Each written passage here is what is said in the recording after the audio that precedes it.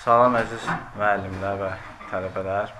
Bildiyimiz kimi bu il Dahi Azərbaycan şairi Seyid Əzim Şirvaninin 190 illik yubileyini qeyd edirik və ölkə başçısının bu haqda sərəncamı olub və bu sərəncama müxtəlif elmi müəssisələr, mədəni qurumlar öz layihələri ilə töhfə verib qoşulmağa can atıblar il boyu. Azərbaycan Milli İnkişafı naminə İctimai Birliyi ilə Baş Dövlət Universitetinin əməkdaşlığı artıq bir neçə tədbirin sayını keçib. Elmi kitabxana ilə tədbirlərimiz olub, Filologiya Fakültəsi ilə tədbirlərimiz olub, İctimai Birliyi olaraq və bugün Bakı Dövlət Universitetinin qocaman möhtəşəm fakültəsi olan Şərqşünaslıq Fakültəsi ilə də artıq biz əməkdaşlığa başlamışıq. Azərbaycan Milli İnkişafı naminə İctimai Birliyi, Bakı Dövlət Universitetinin Şərqşünaslıq Fakültəsi və Bakı Dövlət Universitetinin Elmi Kitabxanasının işbirliyi olaraq Şərq Ülkəri adlı ədəbi məclis təsis etmişik ki, bunu da elə Seyid Əzim Şirvaninin 190 illik yubileyinə töhfə olaraq düşünmüşük. Və nəyə görə bu məclis tərtib olundu? Ümumiyyətlə, Seyid Əzimlə bağlı tədbirlərdə onun yaradıcılığı, onun bədii yaradıcılığı, onun maarifçilik xüsusiyyətləri, onun pedaqoqluğu daha önə çəkilmişdi il boyu. Amma həm də Seyid Əzim bildiyimiz kimi ədəbi məclis sədri idi. Yəni Şirvanda, Şamaxıda onun Beytüs Səfası var idi ki, o Beytüs Səfada əvvəlində Bahar Şirvani kimi bizim nəhəng şairlərimiz iştirak edirdilər. Ondan başqa yəni Naci, Bixud və s. adını sayıb qutara bilməyəcəyimiz böyük Şirvan şairləri iştirak edirdilər və yetişirdilər. Seyid Əzimin gənc ədiblər nəsli yetişdirmək xüsusiyyətini rəhbər tutaraq biz də dediyim kimi bu gözəl fakültədə belə qərar aldıq ki, bir ədəbi məclis yaradaq. Bəlkə mən elə düşünürəm ki, Azərbaycanda universitetlər tarixində bir ilkdir. Əlbəttə söz klubları və yaxud dərnəklər halında olub belə bir şeylər, amma bir ədəbi məclis olsun, bu bir ilkdir. Ədəbi məclis nə deməkdir? Şeirin iki qanadı var, bir fəsahət var, bir bəlağət var. Bu bir nəzəriyyədir. Nəzəriyyəni bəli, məktəbdə, mədrəsədə, universitetdə öyrənmək olur. Yəni o nəzəriyyəni öyrənib sən klassik ədəbiyyat irsinə yaxından bələd ola bilirsən.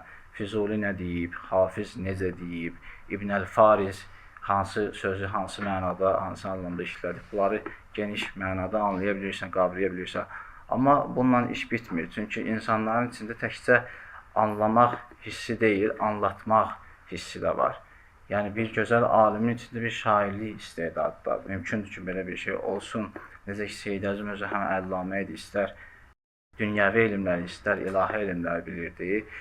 Və həm də misilsiz bir şair idi, ustad bir şair idi. Və məclis nə üçün idi? Məclis həmin o nəzəriyyələri zamanə əhlindən olan şairlərin praktikaya keçirməsinə yön göstərmək üçün idi. Yəni bəlağəti biləndən sonra sənin içində olan o ilham, o təb necə cilalanacaq, ona əyanı bir ustadlar fikir bildirməlidirlər ki, sənin şeir yazmaq qabiliyyətin, nəzm yaratmaq qabiliyyətin yetişsin, pöhrələnsin, cilalansın. Ədəbi məclisdə məhz buna xidmət edirdi. Yəni ədəbiyyatın o həmin dövrdəki praktik, əməli, təcrübi cəhətini yetişdirməyə hesablanmış bir qurumlar idilər ədəbi məclislər. Azərbaycanda da ədəbi məclislər çox olub. Məsələn, Qarabağda Məclisi Fəramuşan olub ki, onun da sədri Mir Məhsün Nəvvab olub ki, o da eyni zamanda alim idi, şairlikdən əlavə. Yəni musiqi elmində, xəttatlıqda və digər nücumda Xurşidbanu Natəvan bizim böyük ziyalımız, yəni Azərbaycan qadınının timsalı olan Xurşidbanu Natəvan məclisi üns yaratmışdı ki, orada da qadınlar və kişilər, şairlər, şairələr belə deyə yığışırdılar, şeir müzakirələr apardılar və o məclislərdən çox gözəl xatirələr qalırdı. O məclislərdən biri də Beytüs Səfa idi Şirvanda, Şamaxıda və adını çəkdim. Seyid Əzim Şirvaninin rəhbərliyi ilə baş tuturdu. Və yaxud Mirzə İsmail Qasirin ki, zəlzələdə Şamaxıdan Lənkərana üst tutmuşdu, köçmüşdü. Onun Fövcül Füsəha adında bir ədəbi məclisi vardı Lənkəranda. Naxçıvanda Əncümən Şüəra vardı ki, ora Fəqir Ordubadi başçılıq eləmişdi. Qubada, Tiflisdə və s.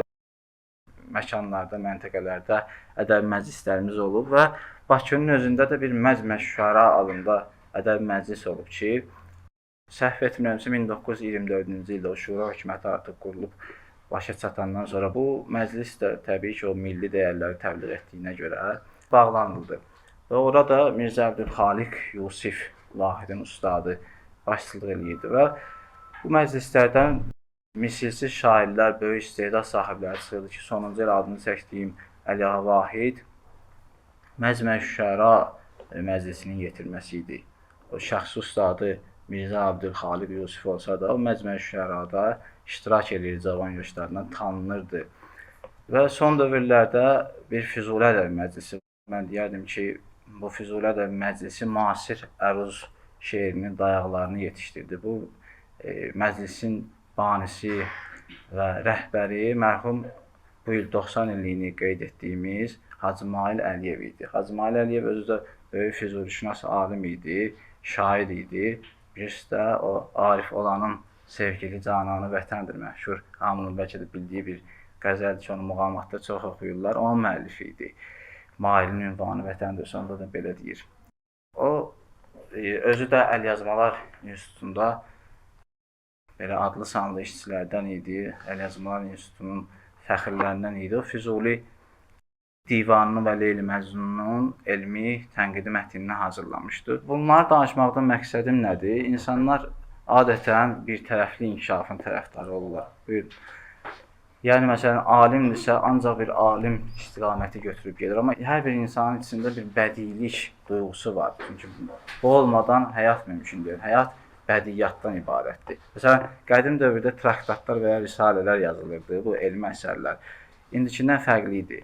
Əgər tutalım, riyaziyyat kimi ağır bir risalə yazırdılarsa alimlər, onun ortasında mütləq bir beyt verirdilər. Və yaxud cümlələrin sonunu səc deyilən, o daxili qafiyə deyilən qafiyələrlə gətirirdilər, bitirirdilər. Niyə görə bunu edirdilər? Çünki insanlar onsuz da bu ağır qavramları qavramaqda istər-istəməz bir müddət oxudan sonra çətinlik çəkirdilər. Həmin boşluq məqamında ki, artıq qavraya bilmir, ona daha rahat, daha bədii bir şey təqdim etməlisən. Bu da ona xidmət edirdi. Ki, o alimlərin özləri də həm nəzm əsərləri yazırdılar, həm şeir yazırdılar. Bugün də mən elə bilirəm ki, şərqşünaslıq dünyanın ən, belə deyək, dəbdəbəli, ən ənənəli bir elm sahəsinə çevrilib. Möhtəşəm bir elm sahəsidir. İstər ərəb ədəbiyyatı, istər fars ədəbiyyatı. Ümumiyyətlə, bunu deyim ki, şərqşünas həm də bir filoloqdur. Şərqşünas həm də bir ədəbiyyatçıdır. Yəni, biz ancaq tərcümə istiqamətini götürək, qırağa çıxmayaq, belə bir şey olmur. Yəni, tərcüməçi kimi də keyfiyyətli yetişmək üçün, əlbəttə, sən ərəb ədəbiyyatından, İbn Əl-Farizdən xəbərdar olmadan mükəmməl tərcüməçi ola bilmirsən. Və yaxud Şeyx Fəridüddin Əttardan, Həkim Sənayi Qəzneydən xəbərin olmadan fars dilində rahat oxu və ya yazı qabiliyyəti hələ götürə bilmirsən. Çünki hər dövrü bilməlisən. Təkcə məişət danışığı deyil, ədəbi danışığı, ədəbi dil, təsəvvüfü anlayışların, qavrayışların təqdimatını bilməlisən. Və yaxud türk dilinə gəlsə, Yunus Əmrədən xəbərin olmalıdır. Yaxşı bir şey olar ki, Əmir Əlişir Nəvaiyə biz böyük bir yer ayıraq. Əmir Əlişir Nəvaiyə türk dünyasının fəxridir. Yəni, türk şeirinin fatihidir ki, Mövlana Muhammed Füzuli də onu özünə ustad hesab edir. Leyli Məcnunda da onun adını bir süxəndan, söz bilən kimi çəkir. Nabidən, Nəcatidən, Baqidən bilməlisən, Osmanlı ədəbiyyatını bilməlisən. Hətta Uyğurlarda və yaxud türkmənlərdə Məxtumqulu Fəraqidən xəbərin olmalı ki, sən kamil şəkildə bəli bir türkşünas, farsşünas, ərəbşünas və s. ola bilərsən. O baxımdan mən düşünürəm ki, bizə müraciət edən, yəni şəxsən müraciət edən tələbələri də görmüşəm. İndi bizim internet səhifələrində də izləyiblər. Verilişlərimizi, çıxışlarımızı, müəyyən layihələrimizi hər halda onlar yaxınlaşırdılar ki, məsələn, bir şeir yazmışam, elə bu fakültədən və yaxud digər fakültədən buna bir fikir. Bir var ki, insanlara fərdi diqqət ayırasan, o öz yerində. Bir də var ki, onları bir-birinə tanış edəsən. Bir var ki, bir insana bir nəfər fikir bildirsin. Bir var ki, artıq bu fikir bildirənlər dəstəsi yetişsin. Yəni, bu elə bir nəsil yetişsin.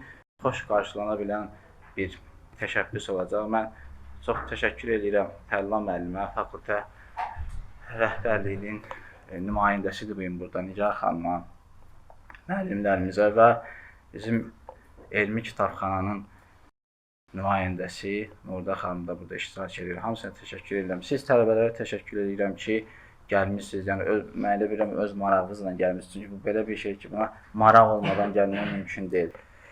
Və ilk sözü istəyirəm Tərlan müəllimə verək.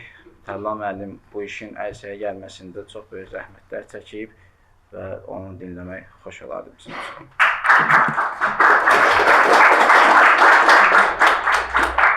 Hörmətli müəllimlər, əziz tələbələr. Hər birinizi Şərq Ülkələri adlı ədəbi məclisdə salamlayıram. İlk öncə Şərqşünaslıq Fakültəsinin dekanlığı, təbii ki, bunun içində Tələbə Elmi Cəmiyyəti və Tələbə Gənclər Təşkilatının fəaliyyəti danılmaz.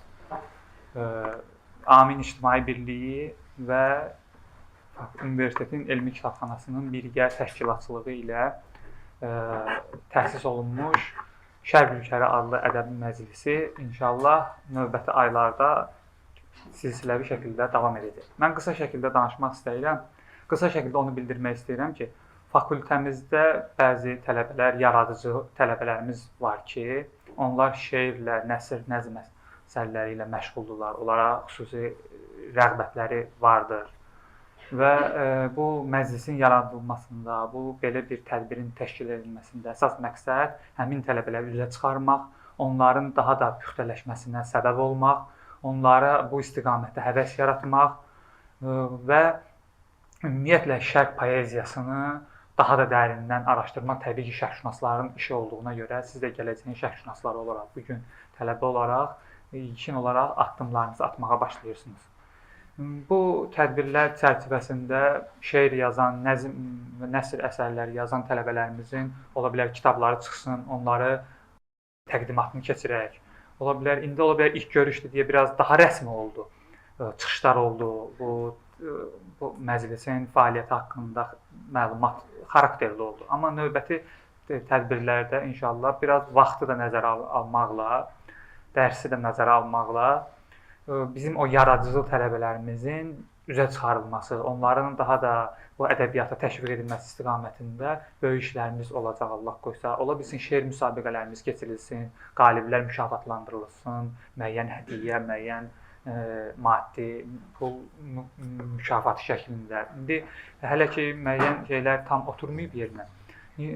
Bizim əsas məqsəd ola bilər bəzi tələbələrimiz var, ərəb, fars şeir nümunələrin tərcümə istiqamətində müəyyən işlər görə bilərlər. İndi Məcid müəllim vasitəsilə növbəti tədbir üçün müraciətlər eləyərik. İnşallah ki, daha yaxşı, daha uğurlu olar bizim bu işimiz. Mən bu işdə əməyi keçən, xüsusən fakültənin elmi işlər üzrə dekan müavini Nigar xanımın da adını xüsusi qeyd eləmək istəyirəm. Çünki bu tələbə elmi cəmiyyətinin fəaliyyətini və xüsusən bu elmi istiqamətdə, ədəbi istiqamətdə görülən tədbirlərin, işlərin başında o durur, sırf bu işin təşkilində və həyata keçməsində.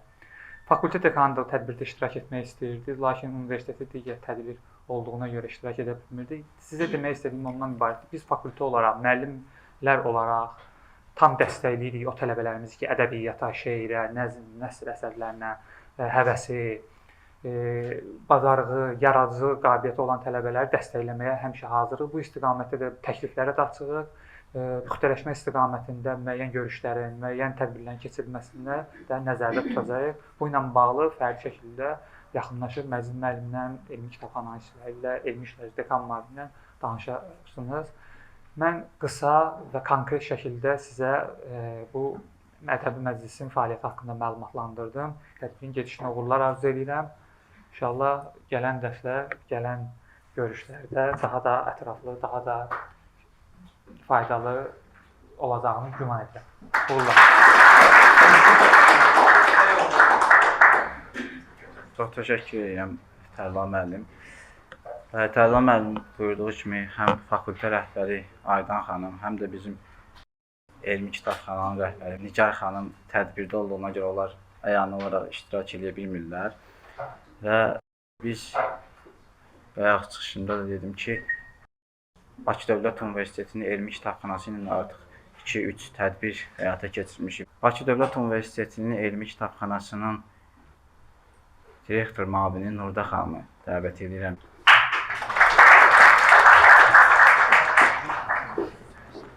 Çox sağ ol Məcid. Mən ilk növbədə burada iştirak edən müəllimləri və əziz tələbələri salamlayıram və bildirmək istəyirəm ki, Amin İctimai Birliyi ilə elmi kitabxana bir neçə ildir əməkdaşlıq eləyir. Hamımıza da məlumdur ki, onun rəhbəri bizim əməkdaşımız Məcid Heydarovdur.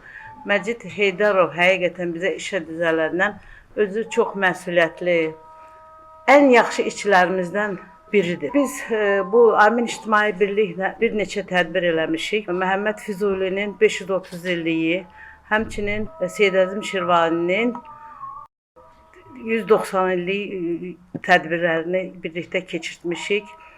Mən belə hər dəfə görürəm ki, tədbiri keçirdikcə o birisi tədbirlər daha da samballı olur, daha da dəyərli olur. Və arzulayıram ki, bugündən sonra bir Şərqşünaslıq Fakültəsindən, yenə Amin İctimai Birliklə və Elmi Kitabxana ilə keçirdiyimiz tədbirlərə də uğurlar arzulayıram. Uğurlu olsun hamımız üçün. Sağ olun.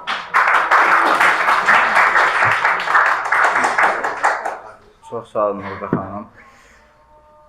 Əlbəttə, yəni Elmi Kitabxana və Şərqşünaslıq Fakültəsinin birgə fəaliyyəti təqdirə layiqdir. Çünki şərqşünaslar bizim kitabxanada, xüsusən Şərq fondunda, Azərbaycan Şünaslıq və Şərq fondunda olan qədim kitablarla tanış olmaq, belə deyək, məqam əldə edəcəklər, fürsət olacaq onlar üçün. Yəni orada fars dilində, ərəb dilində, Cağatayca, əski əlifbada, Azərbaycan dilində, yəni müxtəlif kitablarımız saxlanılır ki, o kitablar onların həm bədii, həm də elmi yaradıcılığı üçün bir meyar ola bilərlər, yəni mənbəyə çevrilə bilərlər. Və Şərqşünaslıq Fakültəsinin elmi işlər üzrə dekan müavini Nigar xanım da burada iştirak edir. Nigar xanım da həmişə elə bu fakültədə gənclərin xüsusən o elmə həvəsləndirilməsi yönündə şəxsən mən şahid olmuşam ki, artıq 2 konferansda iştirak eləmişəm, çox böyük zəhmətlər çəkib, onu dəvət etmək istəyərdim.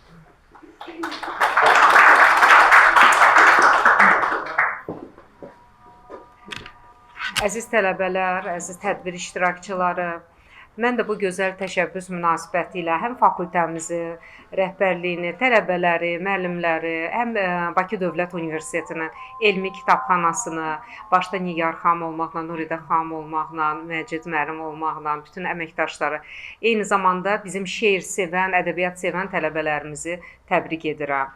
Şeir çox gözəl sənətdir. Şeir bizim mənəvi dünyamızı zənginləşdirir, bizim ruhumuzu oxşuyur. Mən məsələn şəxsən şeiri çox sevirəm və istəyərdim ki, bu tədbiri bir şeir, ən çox sevdiyim bir şeir parçası ilə başlayım.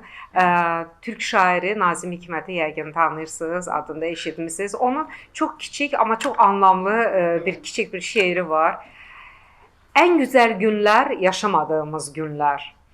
En güzel çocuk henüz büyümedi. En güzel deniz henüz geçilmedi. Ve sana söylemek istediğim en güzel söz henüz söylenmedik sözler. Bu şiirin sonunda sana söylemek istediğim en güzel sözler henüz söylenmemiş sözler. O deməkdir ki, yani hayatta o kadar güzel, o kadar ishar eləmək istədiyimiz sevgi hissləri, gözəl sözlər, ifadələr var ki, hələ onlar yazılmamışdır, deyilməmişdir. Mən elə arzu edirəm ki, bizim bu şərq ölkəri məclisimizdə belə gözəl-gözəl sözlər deyilsin, bizim ruhumuz oxşansın. Onsuz da gərgin iş rejimimizdə buna ehtiyacımız var bizim. Belə məclislərdə toplanaq, şeirlər söyləyək. Yəni mən düşünürəm ki, bu tədbirdə sadəcə şeir söyləməklə yetinməyəcəyik biz. Burada bizim şərq poeziyasının, ədiblərinin həyatını, yaradıcılığını incələyəcəyik, onların əsərlərindən nümunələr gətirəcəyik. Mən çox istəyərəm ki, ta qədim dövrlərdən müasir dövrə qədər şairlər hər bir tədbirdə bir şairəmi, yaradıcılığın dövrəmi nəzər salsınlar, şeirlər səsləndirsinlər. Hətta bəzən elə olsun ki, mükalimə şəklində bir neçə tələbə bunu səsləndirsin. Bu baxımdan, yəni bu şeir məclisinə, yəni təşəbbüsündə olmaq, yəni belə bir məclisinə açılmağı çox böyük bir şeydir, böyük bir uğurdur və bu uğur münasibəti ilə mən bütün təşəbbüskarlara, təşkilatçıları təbrik edirəm və uğurlar arzu edirəm. Çox sağ olun. Çox sağ olun Nigar xanım. Bu məclisin ərsəyə gəlməyində əsas məqsədlərdən biri də ki, o gənc şairlərin şeirlərinin dillənilməsi, müzakirələridir. Bu gün açılış olduğuna görə müzakirələrə vaxtımız yoxdur.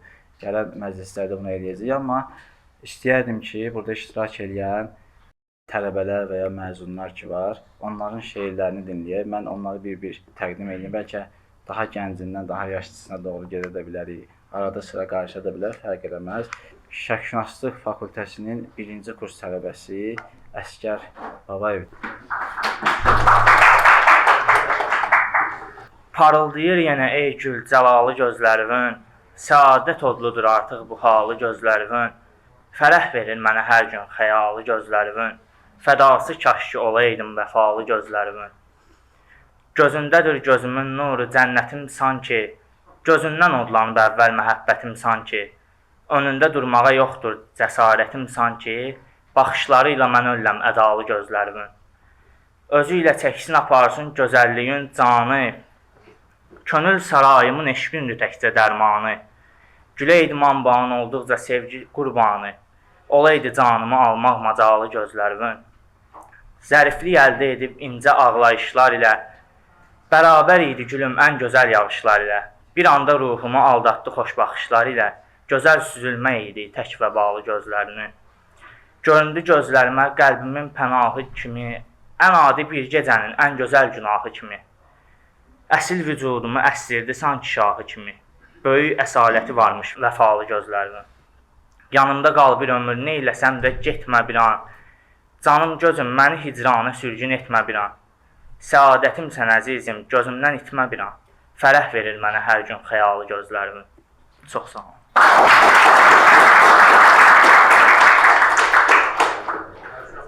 Əhsən, yenə də Şərqşünaslıq fakültəsinin 4-cü kurs tələbəsi.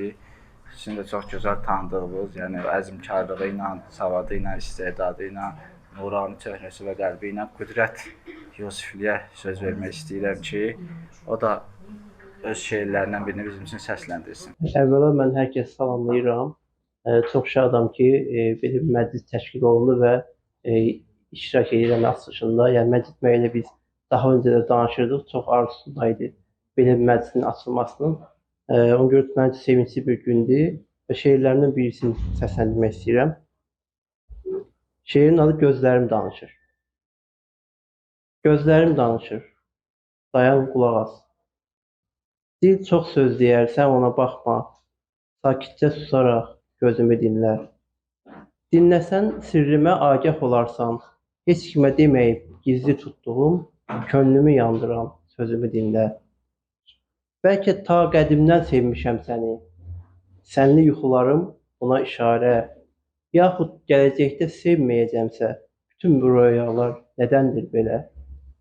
Elə ki, qarşıma çıxdığın o an, önümdə dayanıb durduğun zaman, sağımdan, solumdan ötüb keçərkən, sən də gözlərini ayırma məndən, nə olar gözlərini qaçırma məndən.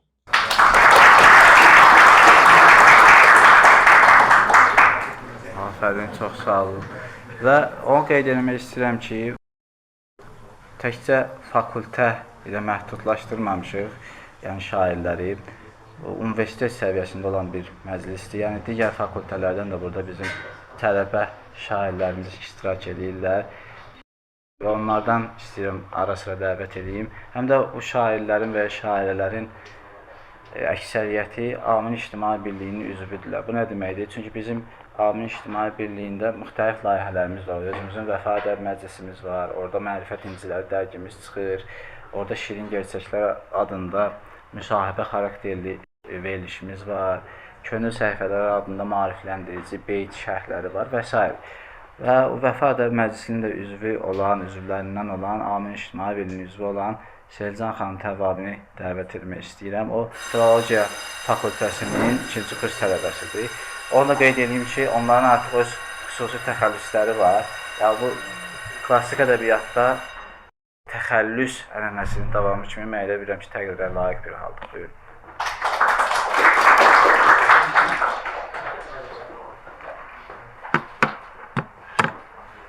Əğyarı dün süründürübəm dizlə daxilən, görməz gözüm ki, qan dolubdur çanaq ilən. Aç, Saqi, acı mey ilə doldur bu şişəmi, axşam qapını döyübəm boş ayaq ilən. Yaxdım bu göksü, əldə yanıb könlümü tutub, atəş yüzün soraq edirəm ol çıraq ilən.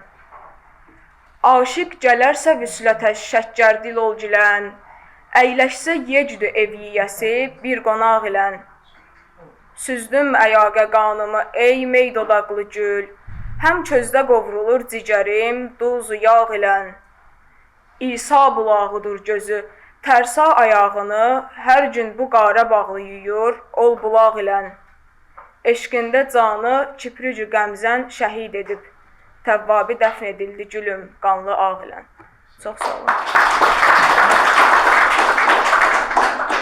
Çox sağ olun. Əgər diqqət edilirsə, burada o şeiriyyatda işlənən müəyyən tənasüblər var da, yəni söz qrupları var ki, onlar adətən bir yerdə işlənir beytlərdə və bunları da məclisdən həm də məqsədimiz təbii ki, gələn dəfələrdə bunları açıqlamaqdır. Məsələn, orada Qarı Bağlı və İsa Bulağı söhbəti gedir sonuncu beytdə. İsa bulağı Qarabağda, Şuşada bir bulaqdır. Amma həm də Həzrəti İsa Peyğəmbərə işarədir. Yəni bunu belə yanaşdırmaq və bu yaşda çox çətin məsələdir əslində qalanda. Və bu necə baş verir? Bu həmin o qövsüləri oxumaqla, nəbatiləri oxumaqla, təkcə oxumaqla yox da əlbəttə həqiqətini oxumaqla, onu canına hopdurmaqla, o sözləri izləməklə, lüğətlərə baxmaqla bu tənasüb sistemini qavramaq mümkündür. Qavrayandan sonra da onun belə təcrübi ortaya qoymaq olur və mən düşünürəm ki, gələcəkdə bu səviyyədə olan şeirlərimiz artacaq, çoxalacaq. Şərqşünaslıq fakültəsinin bir məzunu da burada iştirak edir. Siz onu tanıyırsınız. O farsşünaslıq üzrə məzun olub. Əkbər, onu dəvət edirik. Qaranlıq gecənin sehrinə daldım, kefimi itirdim, qəmkədər aldım. Gecəni özümə dost saxlayardım, əgər şölə saçan gün olmasaydı. Ey könül, yenə də xəyallara dal, nə gözəllik varsa ondan ilham al. Pərişan olardı göylərdə qartal, şikarın tutacaq tin olmasaydı. 3 günlük qonağıq, gələnlər gedər, vallah ömrümüzü elədik hədər. İnsan ucalardı, ucalıq qədər. Ürəkdə kidurət kin olmasaydı. Yoldaşım bədxahı dostum namərdi, qan içən düşməndən daha betərdi. Bəndə bəndəliyin inkar edərdi, sitayiş etdiyi din olmasaydı. Mən də aldanmışam bu boş xülyaya. Daş atdım ulduza, göz vurdum aya, bəlkə güvənərdim fani dünyaya, anamın saçında dən olmasaydı. Gözlərim çıraqdır, əllərim qəndil, məni şeiriyyatın od alovu bil. Əkbər yaşayardı, vallah 110 il, qəlbində bu qədər gün olmasaydı. Bu şeirdə sərbəstə deyəcəm, qısa bir izahım verim ondan sonra. Bu Alzheimer xəstəliyi var, onda yaddaş bugündən dünənə gedir. Mən bunu çox təzə öyrənmişəm və bundan çox təsirləndim, bir şeir yazdım. Unudur bugünü, sonra dünəni, özünü, sözünü unudur bir-bir. Unudur qardaşı, dostu, düşməni, təkcə unutmağı unuda bilmir. Zaman önə gedir, ağıl geriyə. Keçmişlə gələcək vəhdətdə qalır. Nuh nəbidən qalmış qoca kötüyə, dünənki pöhrələr yarpaq bulayır. Can necə öyrəşsin bu təlatümə? İlahi, bu nə toy, bu nə düyündür? Amandır, dəyməyin onun qəlbinə. Balasın gördüyü sonuncu gündür. Oğlu Kəlbəcərdə əsir düşəcək. Qoy yansın, alışsın onun oduna. Toysuz balasına qoy toy da etsin. Bu günü salmayın onun yadına. Qoy hələ biraz da əvvələ getsin. Bu günə qayıtsa dözməz ürəyi. Bəlkə də Allahdan səbir istəyib. Bu dərd dəva kimi verilib ona. Bəlkə də bu günü çoxdan gözləyir. Bəlkə də qovuşub indi oğluna. Nə bilmək olar ki, Allah böyükdür. Yox, daha burada da qala bilmədi. Hər gün bir pillə də geriyə getdi. İlahi, görəsən bu qanun nədir? Güllə yıxmayanı dərd qəməridir. Bir əsər qalmayıb o şux qadından, nə özü yaşayır, nə də ki adı. Bu gün anası da çıxdı yadından. Daha unutmağa heç nə qalmadı. Əhsən. Yəni təkcə bu məclisdə əruz şeirləri yox, həm də belə deyək, heca şeirləri ki, bizim aşıq ədəbiyyatının yadigarıdır. Bunlar da səslənir. Və bunların ikisinin vəhdətində mən elə bilirəm ki, gələcək məclislərimiz də xoş ab-hava ilə, əhval-ruhiyyə ilə keçəcək. Və bu məclisdən bayaq Tərlan müəllim bir nöqtəyə toxundu, onu da demək istəyirəm. Mümkündür ki, məsələn, tədris ilinin sonunda bizim bu şairlərin şeirlərimi, hekayələrimi, yəni nasirlərin toplansın bir yerə, bir təskirə və ya almanaq şəklində çap olunsun Şərq ölkələri adında. Mən elə bilirəm, bu gözəl bir fikir olar və Aydan xanımla da bu barədə müəyyən danışmışıq, məsləhətləşmişik və elmi kitabxana üçün də bu töhfə olar, bu belə bir kitabın ərsəyə gəlməsi. Kitabxanaçılıq köhnə adı ilə desək fakültəsinin 4-cü kurs tələbəsi Royal Səfərov dəvət edirik. Hər bəzmidə xoşdur ola söhbət, mədəniyyət. Gözlər hamıdan sadəcə hörmət, mədəniyyət. İstərsə bəşər kamil ola, qalmaya cahil. Bu yolda gərək eyliyə adət, mədəniyyət. Millətlərə ən başlıca xidmətdir maarif. Dövlətlərə ən güclü siyasət, mədəniyyət. Hər alicənabı mədəniyyət edər ali.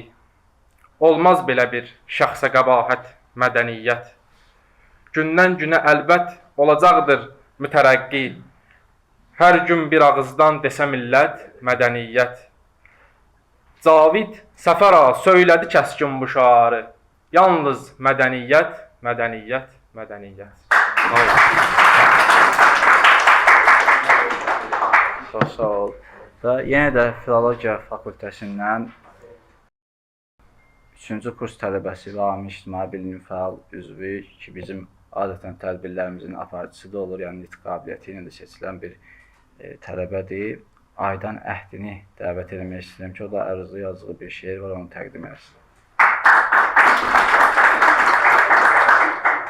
Hər birinizi Əfsələddin Xəqanidən tərcümə olunmuş bir beytlə salamlamaq istəyirəm. Buyurur ki, mənim könlüm müəllimdir, dizim üstü dəbistani. O şagirdəm ki, öyrəndim sükut ilə əlifbanı. Mən də öz istedadımı məhz Amin İctimai Birliyi vasitəsilə kəşf etdim və qəzəl yönümlü istedadım olduğunu onlar mənə güzgü sayəsində, Amin sayəsində göstərdilər. Bunun üçün Amin İctimai Birliyinin sədri Seyid Əsriyə və Amin İctimai Birliyinin üzvlərinə öz dərin təşəkkürümü bildirirəm. Həmin qəzəllərimdən birini səsləndirmək istəyirəm. Razıyam yar mənə cövrünü ikram eləsin, qoy könül ləzzət alıb, bax beləcə şam eləsin. Sübhüdən canım alıb, dərdimi artıq versin, mehrini etməsin əskik, onu axşam eləsin. Bir nəsimi xəbərin verdi mənə ol şahın, aşiqi sadiqini istəyir edam eləsin. Eşqinin qüdrətidir yüz belə əfsanə quran, yad əki şurə gətirsin, məni rəssam eləsin.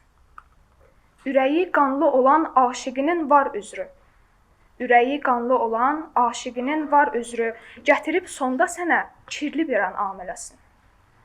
Əhdi, canan sənə naz eləyəcək, zülm etməz. Hansı zalımdır məcər qəlbini aram eləsin?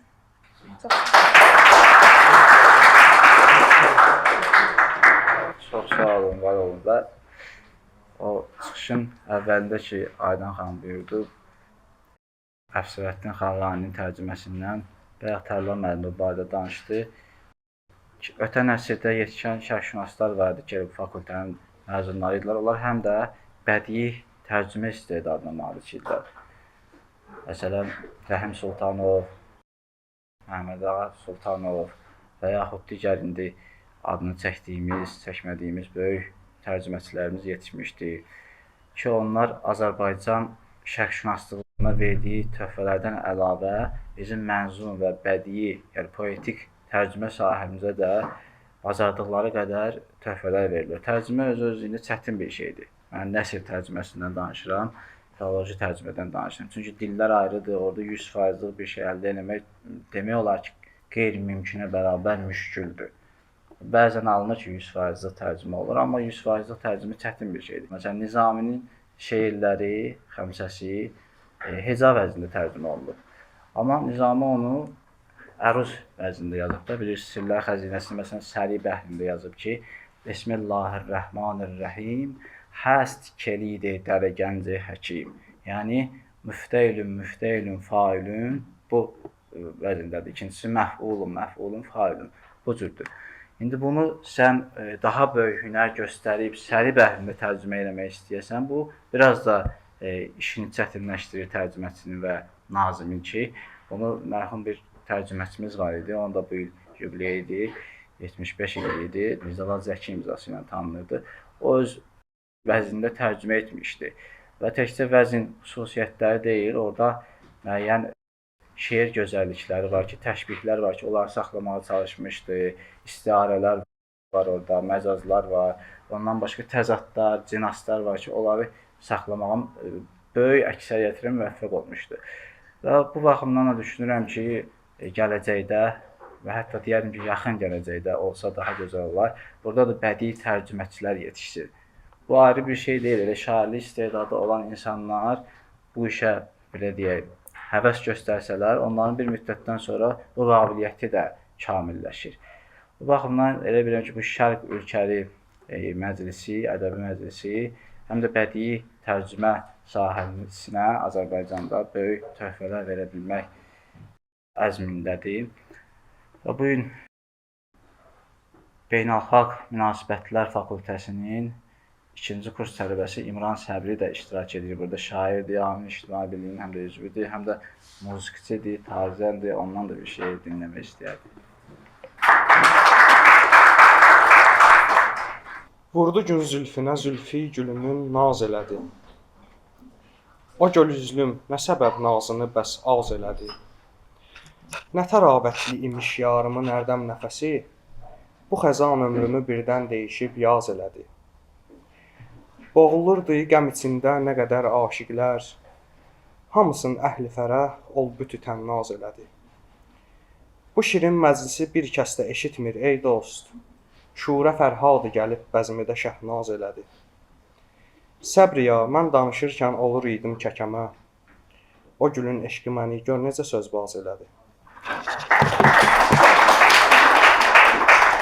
Çox sağ ol. Fikir verdinizsə, orada şuur, şəhnaz istilahlarını işlətdi. Həm də öz bir başqa sənət sahibidir, yəni tarzənliyi də var deyə muğamdan bilgilərini də şeirə ötürməyə cəhd eləyib və elə bilirəm ki, allıqdır. Orada yuxarıda məsələ bir şirin sözlə işlədib. Məsələn, şeir əslində belə incəliklərdən ibarət də gözəl məclis də deyə bilərdik. Bu gözəl məclisi heç kim eşitmirdi. Mən Nəcmlə demirəm də, məzmununu ötürürəm. Aşağıdakı Fərhad sözünü işlədəcək. Fərhad da məsələn onun yoldaşı bir kamança ifadəsinə işarədir. O Fərhada görə gözəl sözünü nə edir? Şirin sözünü əvəz edir. Həmin o Fərhad və şirin tənasübü yaransın deyə. Məqsədi oradakı dastandakı şirin deyil. Bizim anladığımız lüğəvi mənadakı şirindir. Şirin məclis deməklə aşağıda Fərhad işlədəcək və şur sözü də salırlar. Şur indi biz onu şor, yəni duzlu mənasında işlədik.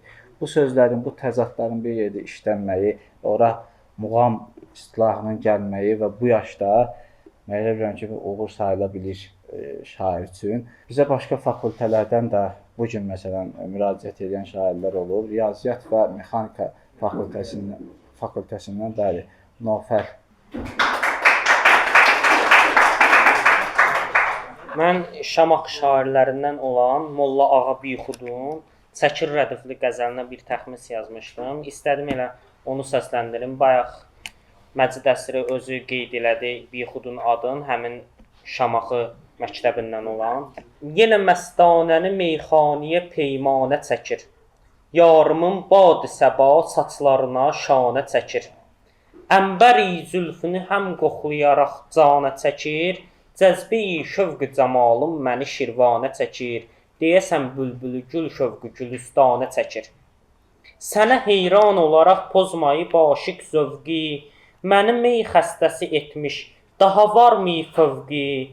Kör edib didəmi dildar ziyayi tövqi, gah zülfün həvəsi, gah camalın şövqi, məni sərgəşdən gör hər biri bir yanə çəkir.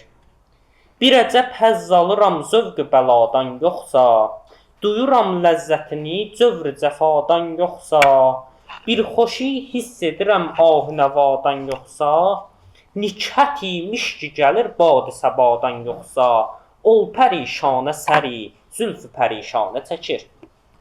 Gülzarım mənə min rövşəni tərğib qılır, gül camalın sən olan məskəni tərğib qılır.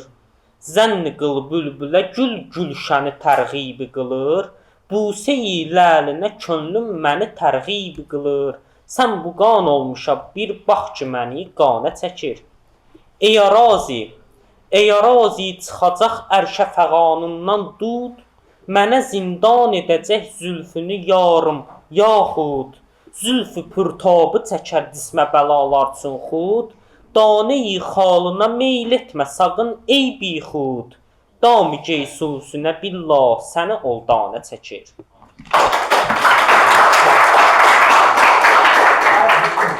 Təşəkkür. Müəyyən orada qəliz sözlər ola bilər. Təbii ki, təxmis ərəb dilində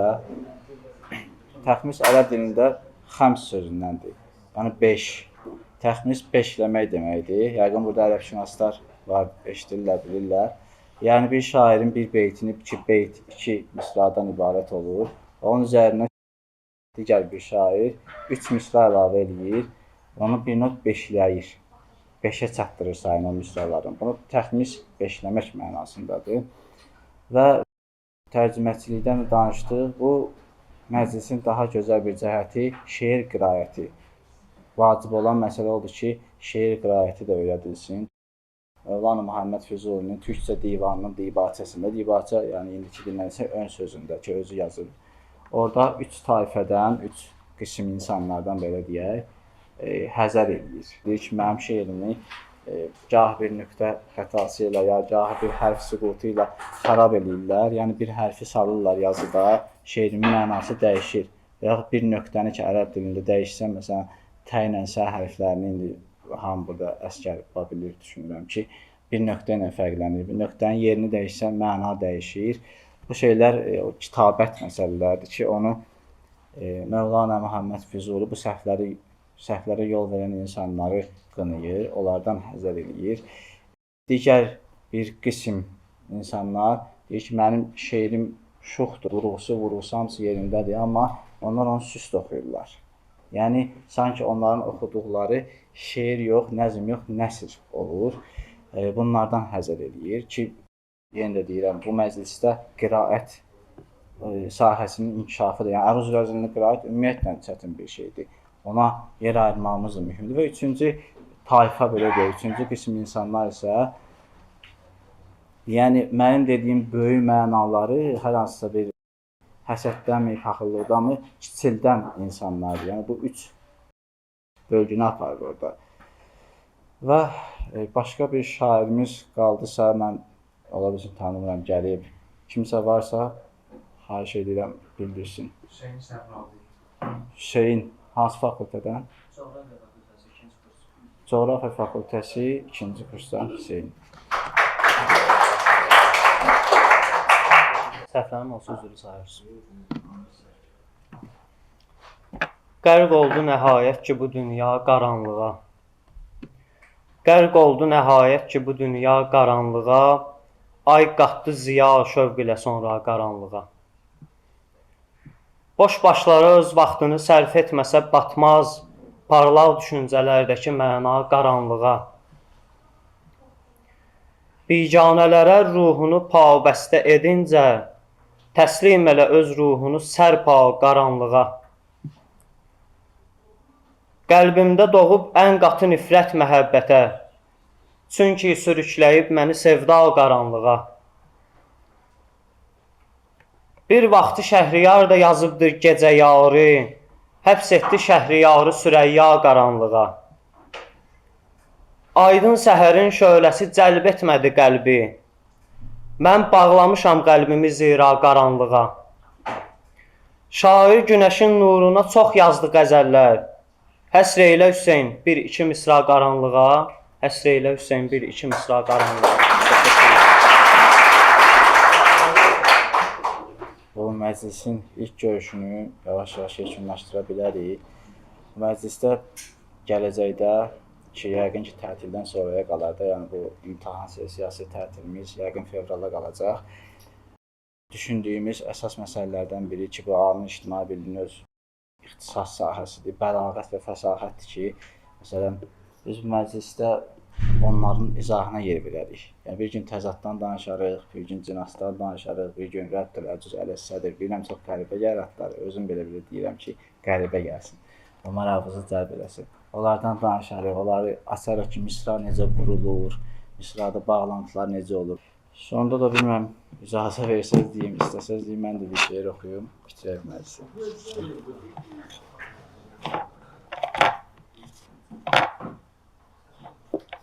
Üzün ziyası bəsimdir, üzün ziyası bəsimdir, çırağı neynirəm? Üzün ziyası bəsimdir, çırağı neynirəm? Könüldə var ola eşqin, ocağı neynirəm? Görəndə dincəlirəm şəhrin ortasında səni, mən istirahət üçün dağı bağı neynirəm? Səni ey incə çiçək, qarə ruzigar yıxar. Səni ey incə çiçək, qarə ruzigar yıxar. Düşünmə bu quru gövdə dayağı neynirəm? Deyibsə qəlbinə aciz zərafəti, şəkərim, görüm yanıb yaxıla, dil dodağı neynirəm? Roman deyil bu həyat, ey müəllimə, məni sev. Roman deyil bu həyat, ey müəllimə, məni sev, gərəkmidir acımaq, ölmə çağı, neynirəm? Qapı dalında nədən gizlədin özün məndən, yaxınlaşıb açıram söz uzağı, neynirəm? O günkü mehr nə idi, bugünkü qəhr nədir? O günkü mehr nə idi, bugünkü qəhr nədir? Yaz istisin, edəcək qış sazağı neynirəm? İlahi, əsri ilə yarını barışdır özün, özüm də bilmirəm, hicran qabağı neynirəm?